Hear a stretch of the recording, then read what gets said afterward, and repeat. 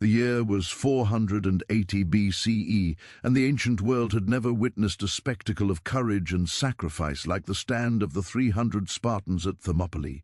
King Leonidas, along with his small band of warriors, had faced the overwhelming might of Xerxes' Persian army, a force said to number in the hundreds of thousands. For 3 days, the Spartans, alongside a few thousand Greek allies, held the narrow mountain pass with unparalleled discipline and unwavering resolve. Though they knew the odds were impossible, their mission was not to win but to delay, to inspire, and to protect the freedom of Greece at any cost. When the final day came, betrayal from a local Greek, Ephialtes, led the Persians behind the Spartan lines, sealing the fate of Leonidas and his men. Yet Thermopylae was not merely a defeat, it was a spark. The sacrifice of the 300 became a rallying cry, echoing across the Greek city-states and especially within the hearts of the Spartans. Sparta, a society founded on discipline, military rigor, and the unflinching pursuit of honor, could not abide such losses without demanding vengeance. The deaths of Leonidas and his warriors were not only a blow to Greek morale, but a personal affront to the Spartan way of life. Every citizen, every soldier, and every king of Sparta felt the sting of this injustice. The desire for revenge was as much about restoring national pride as it was about personal honor. It became a sacred duty to the fallen, a promise that their blood would not be forgotten or unavenged. In the months following Thermopylae, news of the Spartan heroism spread like wildfire. Bards sang of Leonidas's courage, and the tales of the 300 became legend, immortalized in the hearts of all Greeks.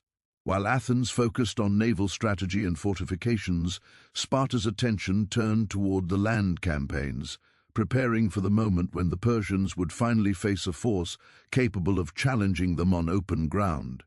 This preparation was not spontaneous. Sparta was meticulous, calculating, and patient. Unlike the desperate last stand at Thermopylae, the next confrontation would be on Sparta's terms, with a force strong enough to punish the invaders and secure Greek freedom. This burning desire for vengeance would find its opportunity in Plataea, located in Boeotia, north of Athens. Plataea became the site where the Greeks would finally confront the Persian invaders on land. Unlike the narrow pass of Thermopylae, Plataea offered open terrain conducive to the strength of the hoplite phalanx, a formation perfected by the Spartans over generations.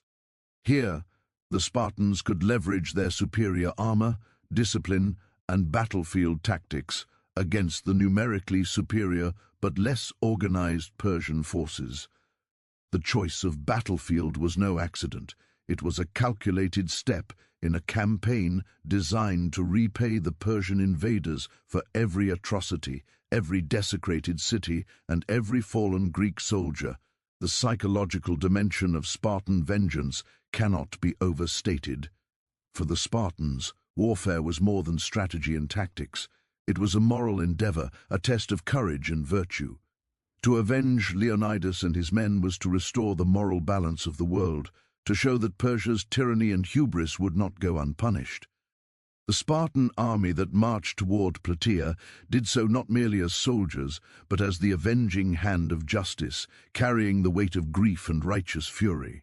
They were bound together not just by duty, but by the sacred oath to honor their fallen brothers. The preparation for this vengeance was rigorous. Spartan warriors underwent the agode, an intense military training regime that honed every aspect of their bodies and minds for battle. By the time they were called to Plataea, they were among the most disciplined and fearsome soldiers in the ancient world. Every hoplite knew his role in the Phalanx. Every commander understood the intricacies of battlefield command, and every soldier carried the memory of Thermopylae into his heart. This training was coupled with a spiritual and cultural indoctrination.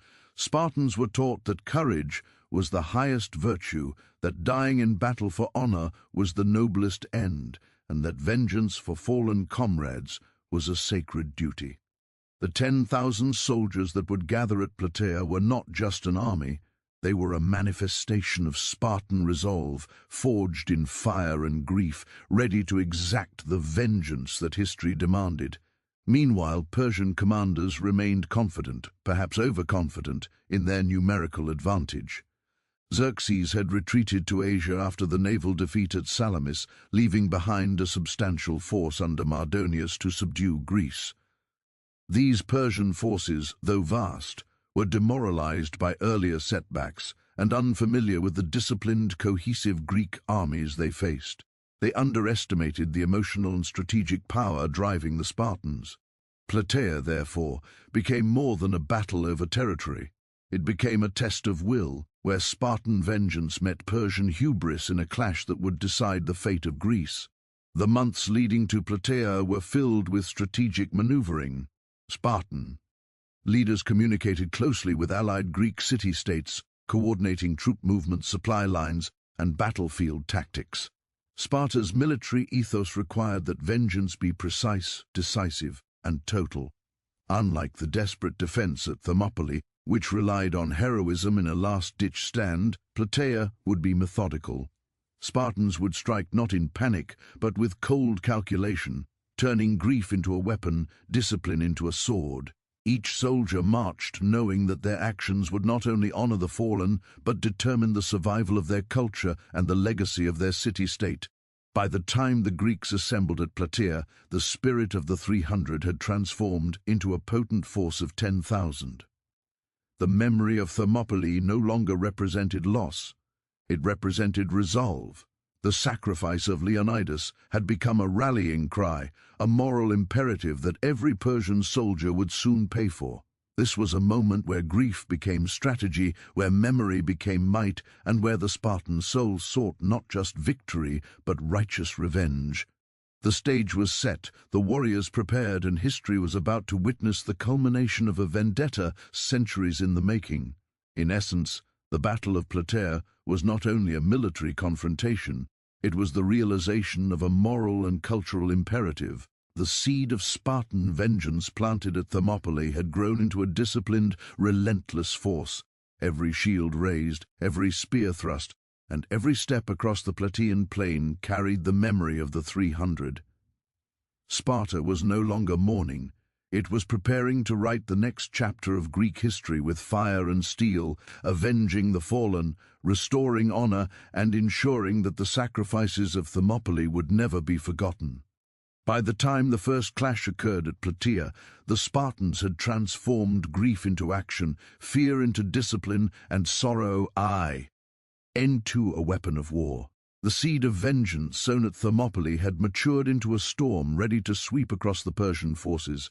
And when history records the outcome, it will remember not just the numbers but the spirit, the unyielding resolve of a people determined that no act of tyranny, no matter how overwhelming, could stand against the righteous fury of Sparta by 479 BCE.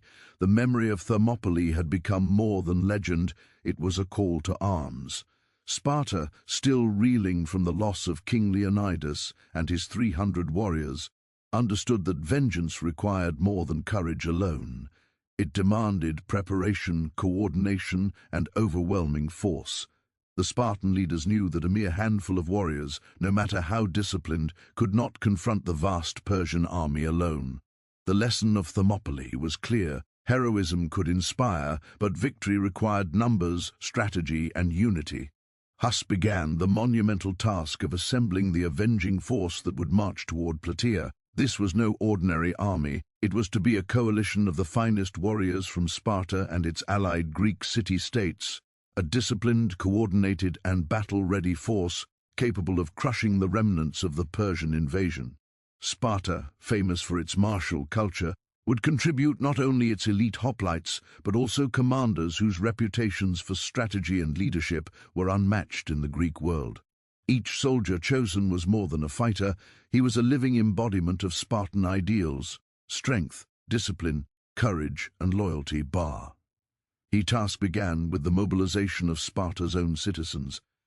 Every male, from young men just completing the agoge to seasoned veterans, was called to service. The agoge, the rigorous training system that all Spartans underwent from childhood, had forged these men into living weapons. They were trained not just to fight, but to endure pain and exhaustion without complaint. Every step of their march to Plataea would test this endurance, but it also reinforced their unity and cohesion. The bonds forged in years of training made them more than soldiers. They became brothers in arms, each ready to sacrifice everything for their comrades and their city-state. Yet Sparta alone could not face the Persians. The Persian forces left behind by Xerxes were still vast, well-equipped, and experienced.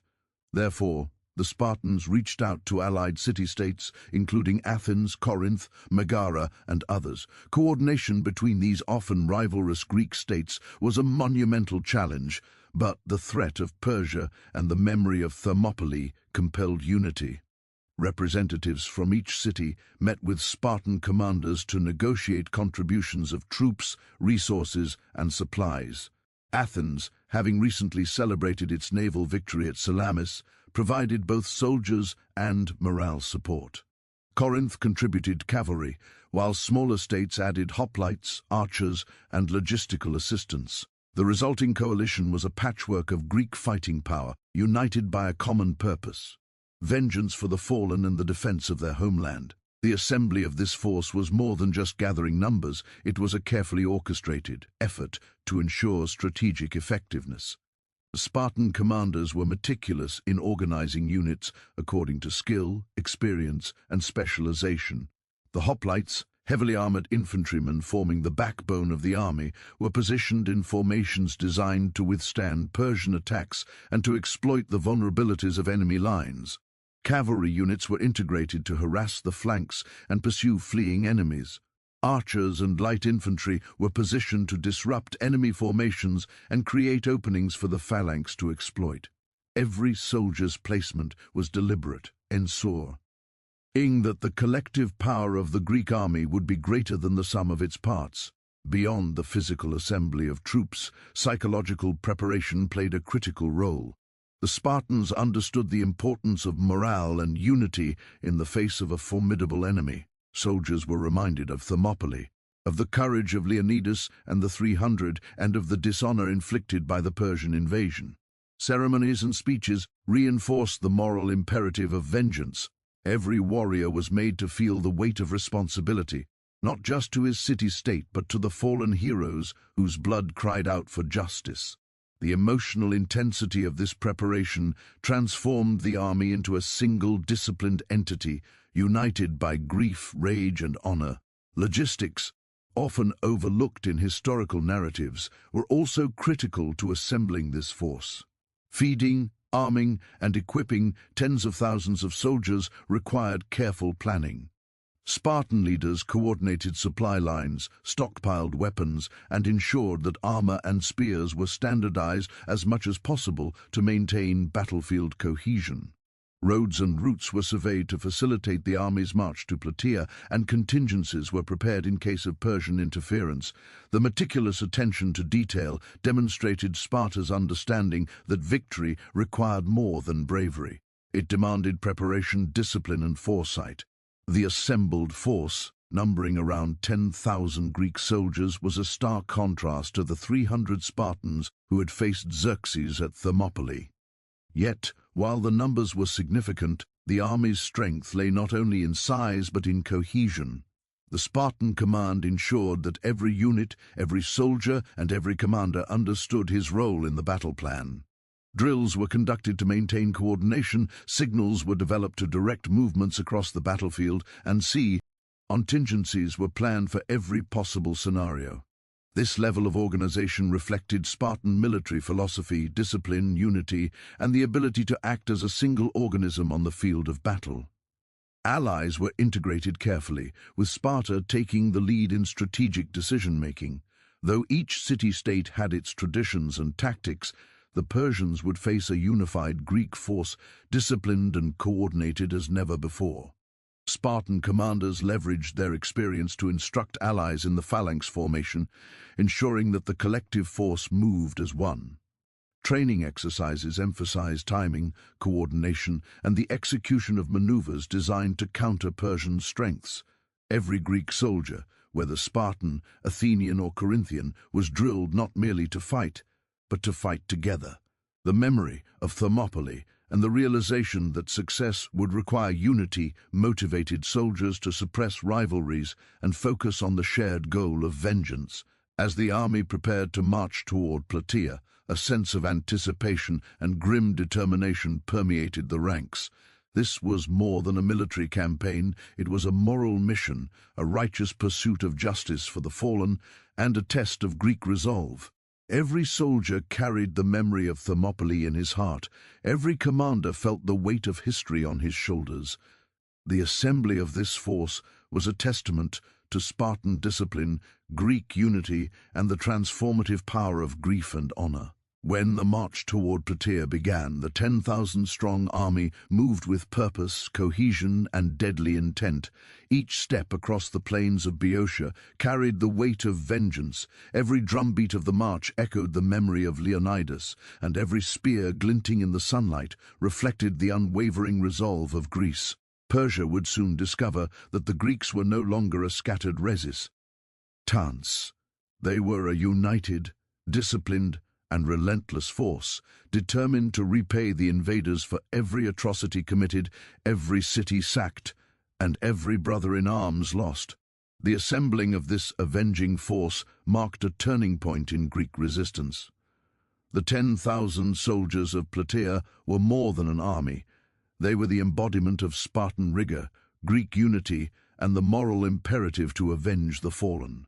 Thermopylae had ignited the fire, but Plataea would see it unleashed in a storm of discipline, strategy, and righteous fury. Every soldier, every commander, and every allied contingent was prepared not only to fight, but to ensure that the sacrifice of the 300 Spartans had not been in vain. The stage was set for a confrontation that would echo through history, where the assembled force of 10,000 would face the remnants of Xerxes' army and demonstrate the power of unity, preparation, and relentless vengeance. When the 10,000-strong Greek army, led by the Spartans and their allies, approached Plataea in 479 BCE. They understood that victory against the Persian forces required more than sheer numbers and discipline. The battlefield itself was a weapon, a critical factor that could tip the scales in favor of the Greeks. Plataea, a small town in Boeotia, offered terrain that played directly into the strengths of the Greek army while mitigating the advantages of the Persians. Choosing the battleground with strategic foresight was a hallmark of Spartan planning and the decisive factor in the coming clash. Plataea was located on open plains interspersed with hills and shallow riverbeds, providing a mix of flat areas suitable for the Greek phalanx and elevated positions for observation and flanking maneuvers. Unlike Thermopylae, where the narrow mountain pass constrained Greek movement, Plataea allowed the 10,000 soldiers to deploy in full formation, maximizing the effectiveness of their heavily armed hoplites. These infantrymen, clad in bronze armor and wielding long spears, thrived in close-quarters combat, advancing shoulder to shoulder in disciplined lines. The open terrain allowed the Greeks to fully utilize this formation, presenting an impenetrable wall of shields and spears that could withstand even the numerical superiority of the Persian forces. Beyond the plain itself, the surrounding hills and ridges provided critical vantage points for scouting and artillery placement. Greek commanders could observe Persian movements from elevated positions, anticipate their attacks, and position their troops accordingly. The Greeks placed light infantry and archers on these ridges to harass Persian formations, disrupt their cavalry charges, and create confusion within their ranks. The combination of open plains and elevated positions gave the Greeks both defensive and offensive advantages, allowing them to control the flow of battle while forcing the Persians to fight on terms dictated by the Spartans. The terrain also imposed natural limitations on the Persian army. Persia's strength lay in its cavalry, archers, and flexible formations, which excelled in open, unstructured combat. However, the ridges and uneven plains around Plataea hindered large-scale cavalry maneuvers, forcing the Persians to engage the Greeks in tighter, more predictable formations. Their lightly armored infantry, effective in swift assaults, found it difficult to penetrate the heavily disciplined Greek phalanx.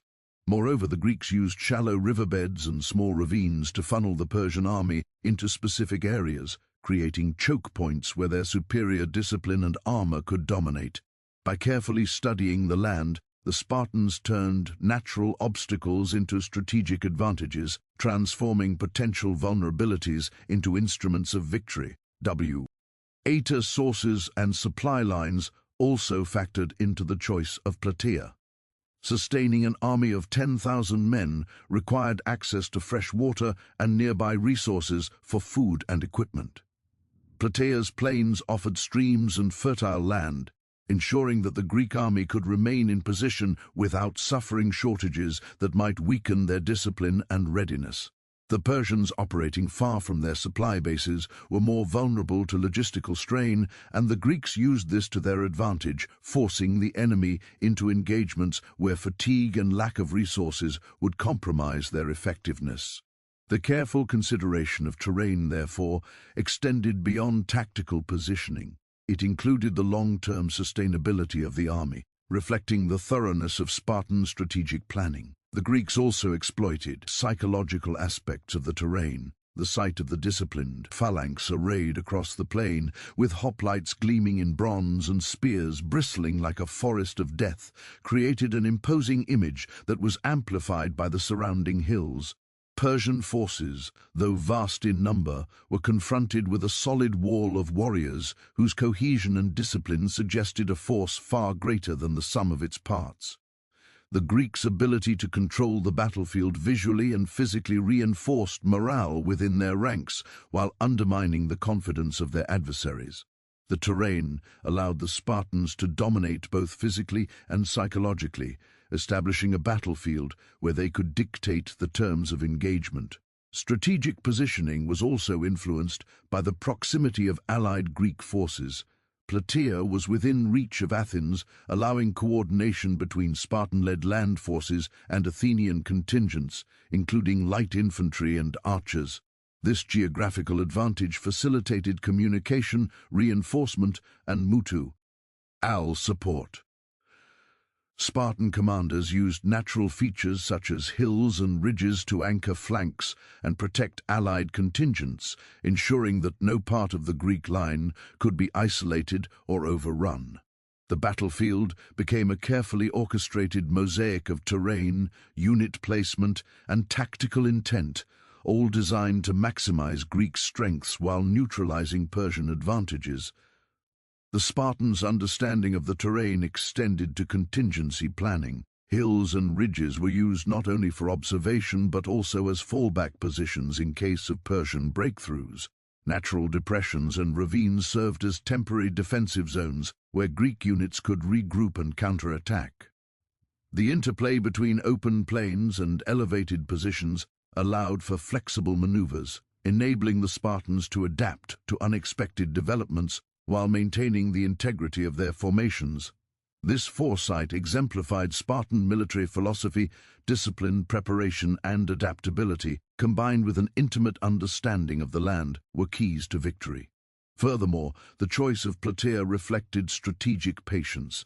The Spartans could have engaged the Persians in less favorable terrain sooner, risking disorder and potential defeat. Instead, they chose a battlefield that leveraged every advantage, demonstrating the calculated nature of their vengeance. Every hill, stream, and open plain was considered in advance, turning the landscape into an ally rather than leaving it to chance. The Greek army's familiarity with the terrain meant that they could anticipate obstacles, control movement, and implement battle plans with precision. Plataea was not just a battlefield, it was a theater designed to magnify Greek strengths and expose Persian weaknesses. By the time the Persians arrived, they faced more than an army. They faced a strategic masterpiece. The Spartans had transformed Plataea from a simple plain into a weapon, integrating natural features into every aspect of the battle plan. The Persian cavalry, accustomed to swift, mobile engagements, struggled to adapt to the constraints imposed by the landscape. The lightly armored infantry, which excelled in flexibility and maneuverability, found itself funneled into areas dominated by heavily armored hoplites. Every element of the terrain was exploited, from ridges and hills for observation and ranged attacks to riverbeds and slopes for funneling and entrapment. Ultimately, the strategic use of terrain at Plataea exemplified the fusion of Spartan discipline, Greek unity, and military intelligence. The battlefield itself became an extension of the army, a silent but deadly partner in the coming confrontation. By understanding, mastering, and manipulating the land, the Greeks ensured that the Persians would face a force not only numerically formidable, but tactically superior. Plataea was the culmination of careful planning, foresight, and an intimate understanding of geography, proving that strategy in war is as much about the ground beneath one's feet as it is about the soldiers who march upon it. In conclusion, Plataea was more than a location. It was the embodiment of Greek strategic brilliance. The terrain amplified the disciplined power of the hoplite phalanx, constrained the advantages of the Persian forces, and provided psychological and logistical benefits to the Greeks. The hills, plains, and streams were not mere features of the landscape. They were instruments of Spartan vengeance, meticulously studied and exploited to ensure that the sacrifices of Thermopylae would be repaid in full. When the clash finally occurred, the Greeks fought not only with their weapons, but with the terrain itself as a silent ally, shaping the battle and determining the fate of the Persian invaders. The day of reckoning had arrived.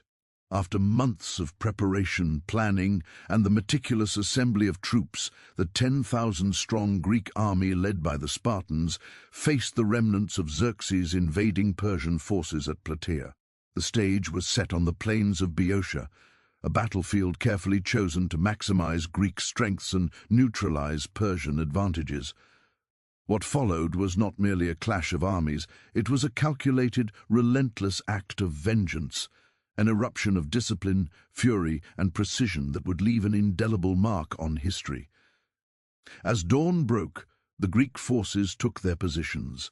The Spartan hoplites, at the center of the formation, gleamed in bronze armor, their long spears bristling like a forest of death. Flanking them were allied contingents from Athens, Corinth, and smaller city-states, each positioned according to carefully devised strategies. Cavalry units were placed on the wings, ready to exploit any Persian retreat or disorganization, while light infantry and archers occupied higher ground to harass and disrupt enemy formations. Every soldier, every spear, every shield had a purpose in the orchestration of what would become a battle of both might and precision. The Persian forces, under the command of Mardonius, were confident, yet their confidence was based on numerical superiority rather than strategic advantage. They had endured setbacks at Salamis and elsewhere, but they remained a vast, experienced army, bolstered by cavalry, archers, and lightly armored infantry skilled in rapid, flexible maneuvers. However, the Persians were about to face an opponent unlike any they had encountered, an army whose discipline, cohesion, and tactical acumen turned the battlefield itself into a weapon. The Greeks were not merely defending, they were avenging Thermopylae, and every soldier was infused with the memory of Leonidas and his 300. The battle began with a tense exchange of ranged attacks. Persian archers unleashed volleys of arrows, their numbers threatening to overwhelm the Greek lines. But the disciplined hoplites, protected by their bronze shields and organized in the phalanx formation, absorbed the onslaught with minimal casualties. The Greek archers and slingers on elevated positions returned fire, targeting Persian officers and disrupting their formations. The initial skirmish set the tone. The Persians could not break the cohesion of the Greek army, and the Greeks, though outnumbered, maintained control of the battlefield. Spartan commanders understood that victory would not come from hesitation. Timing, discipline, and relentless pressure were essential. Once the Persian lines showed signs of strain, the Greek phalanx advanced with devastating precision. Each hoplite moved in lockstep with his comrades, shields interlocked, spears thrusting forward in unison. The Persian infantry, less heavily armored and poorly coordinated in comparison, struggled to withstand the disciplined advance. One by one, sections of the Persian line began to crumble under the weight of the Greek assault. The Spartans' mastery of the phalanx, honed over generations, turned numerical inferiority into a tactical advantage, transforming the battlefield into a killing ground where the Persian army could not effectively maneuver.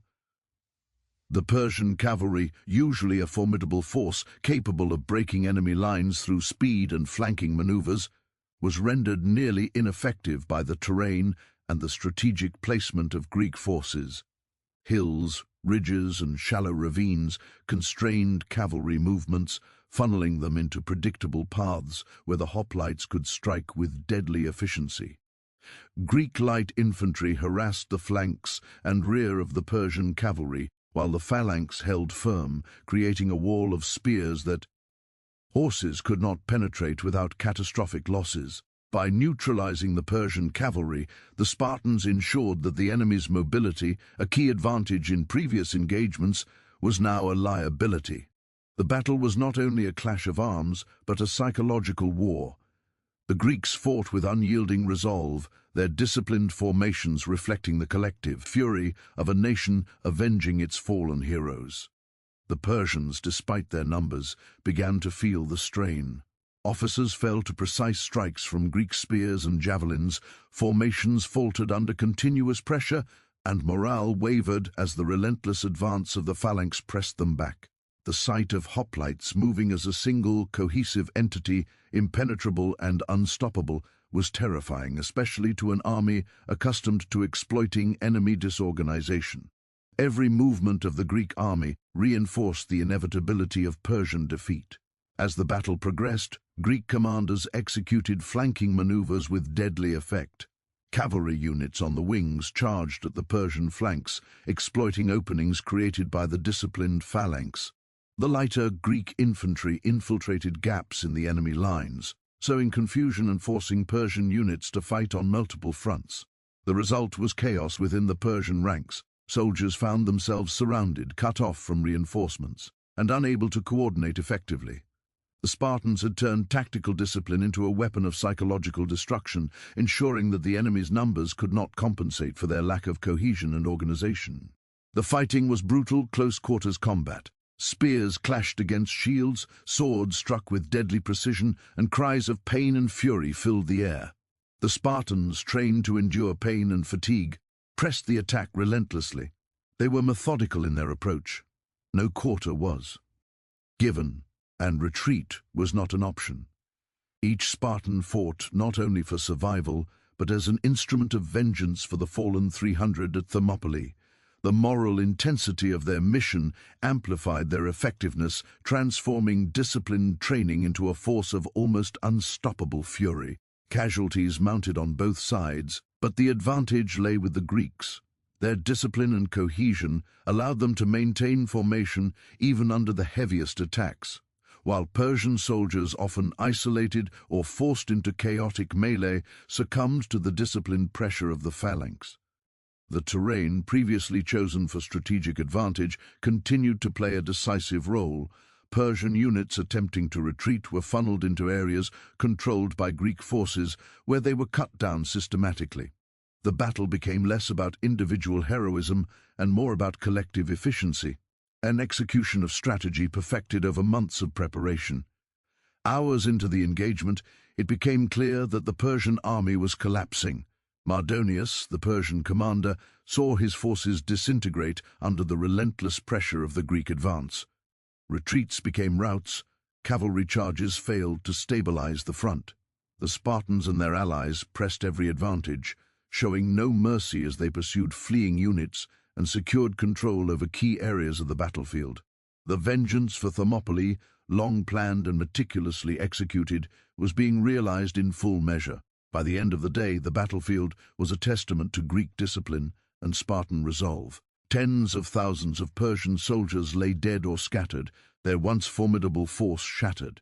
The Greeks, though exhausted, had achieved a decisive and crushing victory. Plataea was not merely a battle won. It was a vindication of the sacrifices made at Thermopylae, a demonstration of the lethal combination of discipline, strategy, and moral purpose. The 10,000-strong Greek army, led by Spartans, had avenged the fallen 300, restoring honor and asserting dominance over the invaders of their homeland. In the aftermath, the victory at Plataea sent shockwaves throughout Greece and Persia alike. The Persian threat was decisively diminished, and the Greek city-states, once divided and vulnerable, now shared a renewed sense of unity and purpose. Sparta's role in orchestrating the battle solidified its reputation as the premier military power of Greece, capable of transforming grief into strategy and vengeance into decisive action. Thermopylae may have been a tragic loss, but Plataea became the ultimate reckoning, a moment when disciplined fury met numerical superiority and emerged victorious. The ruthless efficiency of the Greeks at Plataea also sent a message beyond the battlefield. It demonstrated that discipline, preparation, and moral conviction could overcome seemingly insurmountable odds. The Spartans' meticulous execution of strategy, combined with the collective desire for revenge, ensured that the Persian army, despite its size and resources, could not withstand the organized wrath of a determined and united Greek force. Plataea became a symbol of justice, vengeance, and the enduring power of a people fighting for their homeland. In essence, the Battle of Plataea was the culmination of a carefully planned act of vengeance. The 10,000 Greeks, under Spartan leadership, executed their strategy with precision, leveraging terrain, cohesion, and relentless discipline. The battle unfolded as a demonstration of tactical brilliance and moral purpose, leaving the Persian forces shattered and the Greek city-states victorious. The memory of Thermopylae had been avenged, and the stage was set for a new era of Greek resilience and Spartan military supremacy. The dust of battle had led over the plains of Plataea, but the echoes of the clash between the Greeks and Persians would reverberate through history for centuries. The victory was not merely a military triumph, it was the culmination of Spartan resolve, Greek unity, and the long-awaited vengeance for the 300 Spartans who had fallen at Thermopylae. Plataea marked a turning point in the Greco-Persian wars, signaling not only the defeat of a formidable invading force, but the emergence of Sparta as the dominant military power in Greece, and a symbol of discipline, honor, and unyielding courage. The immediate aftermath of Plataea was both gruesome and momentous. Tens of thousands of Persian soldiers lay dead on the battlefield, a testament to the ruthless efficiency of the Greek phalanx and the relentless determination of Spartan-led forces. The surviving Persians, demoralized and scattered, were forced to retreat, abandoning any hope of consolidating control over mainland Greece. The scale of the Persian defeat was staggering, representing one of the most decisive blows ever inflicted on an invading army in ancient history. For Sparta, the battle was deeply personal. The honor of Leonidas and his 300 had been restored, and the long-held desire for revenge had been realized with meticulous precision. Beyond the battlefield, the victory at Plataea had profound psychological and cultural impacts. For the Greek city-states, which had often been divided by rivalry and competing ambitions, Plataea became a symbol of unity against a common enemy. The success of the Spartans, in coordination with allies like Athens and Corinth, demonstrated that disciplined cooperation could overcome overwhelming odds. This sense of shared triumph fostered a renewed confidence among the Greeks, inspiring a wave of cultural, political, and military resilience. Plataea proved that Greece could withstand even the most formidable foreign threats and emerge stronger, bound together by courage and strategic ingenuity. For Sparta specifically, the battle cemented its reputation as the premier military power of Greece.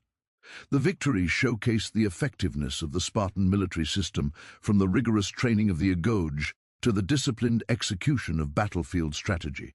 Sparta's emphasis on cohesion, endurance, and moral purpose had translated into tangible results, transforming grief and vengeance into a decisive instrument of war.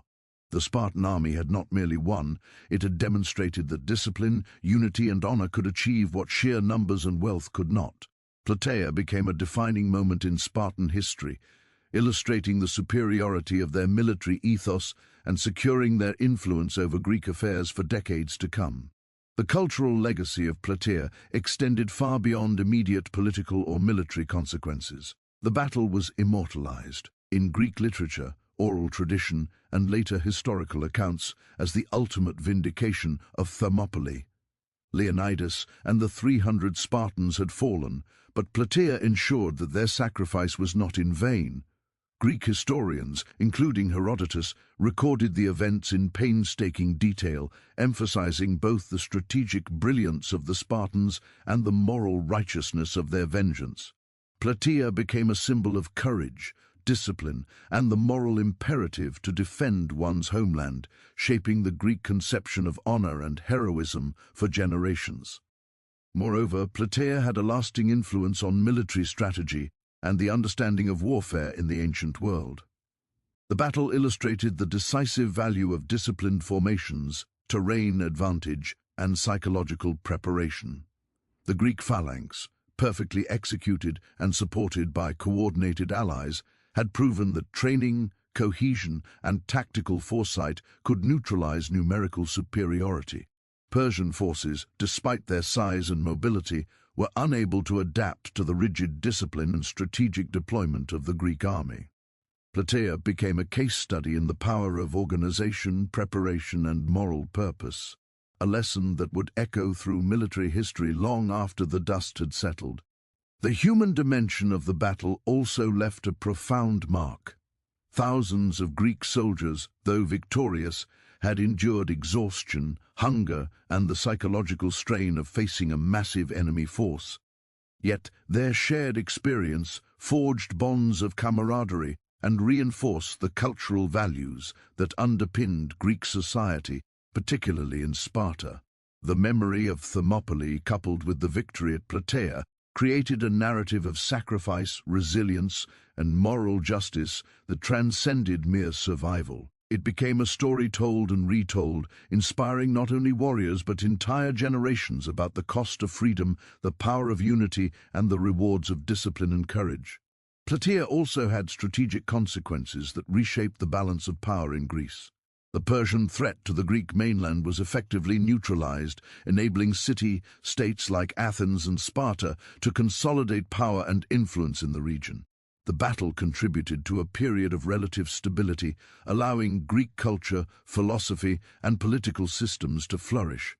Sparta, having proven its supremacy in land warfare, assumed a leadership role in the Greek world, exerting ineffable influence over allied city-states and setting standards for military excellence that would define its society for generations. Yet, the legacy of Plataea was not limited to Sparta or military achievement, it carried a moral dimension as well. The battle demonstrated that vengeance, when guided by discipline, strategy, and unity, could be transformed into justice rather than mere revenge. The 10,000 Greeks had fought not out of blind fury but with a clear objective: to honor the fallen, protect their homeland, and restore balance after the devastation wrought by the Persian invasion. Plataea thus became a symbol of righteous retribution, where grief and anger were channeled into disciplined action, and moral purpose amplified the effectiveness of military power. The victory also solidified the concept of Greek unity in the face of external threats. Although the city-states often competed and conflicted among themselves, the experience of Plataea illustrated the benefits of coordinated action against a common enemy. This lesson would resonate in subsequent conflicts, influencing Greek military and political alliances for decades. The memory of Plataea, combined with the heroism of Thermopylae, became a cultural touchstone, inspiring pride, resilience, and the enduring belief that Greece could withstand even the mightiest of adversaries when united. Finally, Plataea cemented the narrative of Spartan heroism and strategic genius.